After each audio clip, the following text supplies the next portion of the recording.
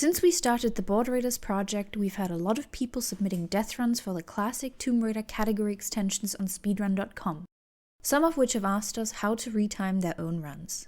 For this, I've put together a handy guide for everyone interested in how it works and how to do it themselves.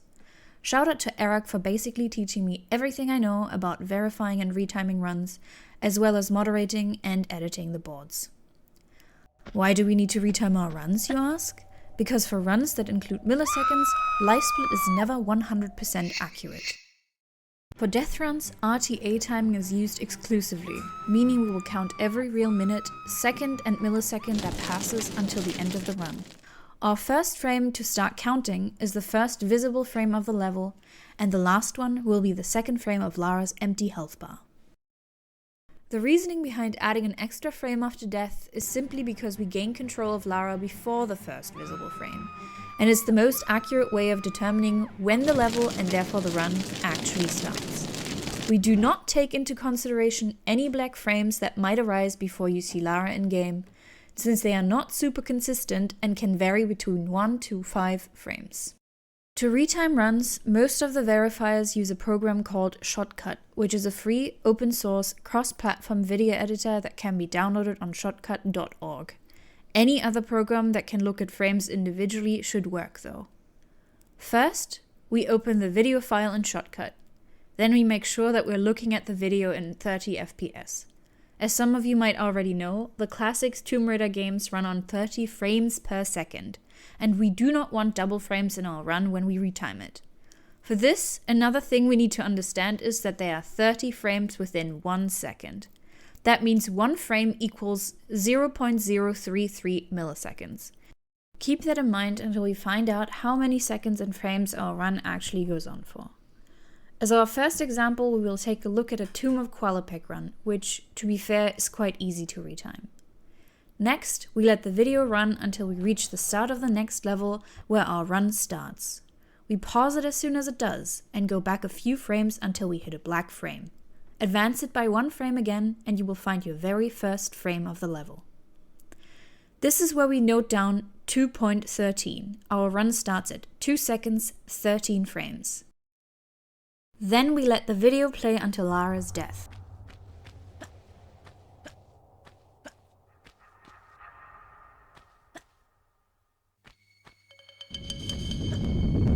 As it happens, pause again and search for the second frame of Lara's empty health bar.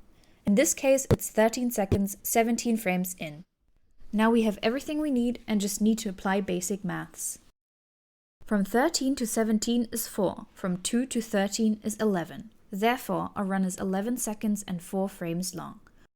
All we have to do to get the end result is to convert frames into milliseconds by multiplying 0.033 by 4, which leaves us with 0.133 repeating. Our Tomb of Qualopec death run is 11 seconds and 133 milliseconds long. Congratulations! We retimed our run and can now submit it accurately to the boards.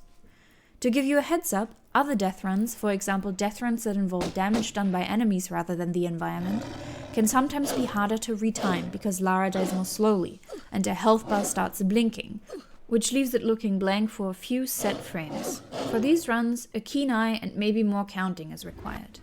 Look out for Lara's death animation, which is a big clue for when she actually starts dying, even if her health bar was already empty for a few frames prior. Sometimes you can also come across double frames. If you do, ignore them.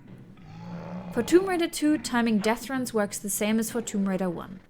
Tomb Raider 4 and 5 are even easier to retime, because we simply use the first frame after the loading screen. No ignoring black frames required.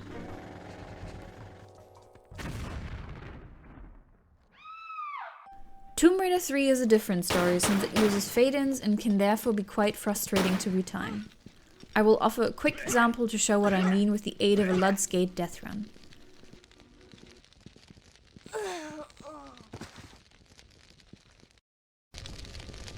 As you can see, the stats screen will appear just like it does on Tomb Raider 1 and 2. As soon as you press enter though, you will see a loading screen pop up that slowly fades into the beginning of the level.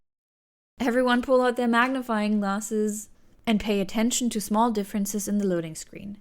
I will go back and forth a few times for you to notice what changes. The audio peak meter can also be of help when there are obvious sound effects at the start of the level. Our first frame of the run is at 3 seconds, 6 frames. Now we again seek out the last frame of the run by looking at Lara's health bar. As I said earlier, runs with enemy damage can be harder to retime. Lara's health has started blinking, and we can't tell by just looking at her bar when exactly she dies. Fortunately for us though, Lara almost always displays a specific death animation that stops her in her tracks and sometimes even moves her around a bit. This is what starts happening at 14 seconds 6 frames. She changes from a running animation to arms at her sides without pointing at the enemy in the next frame. It indicates she has started dying, and the next frame will be our last one for the death run. 14 seconds 7 frames. As you can see, Lara has moved a bit further back as well.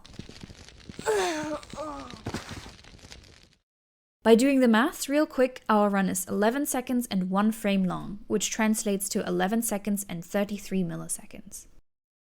This concludes my short tutorial for retiming death runs to submit to classic TRCE. Retiming ILs works similarly. You just count the last frame before the cutscene, FMV, stats or loading screen as your last frame in the run. The more runs you retime, the easier it will get because you will get accustomed to what to look out for. Don't give up, you'll get the hang of it eventually. Verifiers will also always recheck if everything went smoothly and was properly calculated, so don't worry if you're not 100% sure of how many milliseconds long your run is. If you have any further questions about retiming runs, just drop them in the comments so I can reply for everyone else to see. Maybe they had the same question on their mind, you never know. Happy frame counting!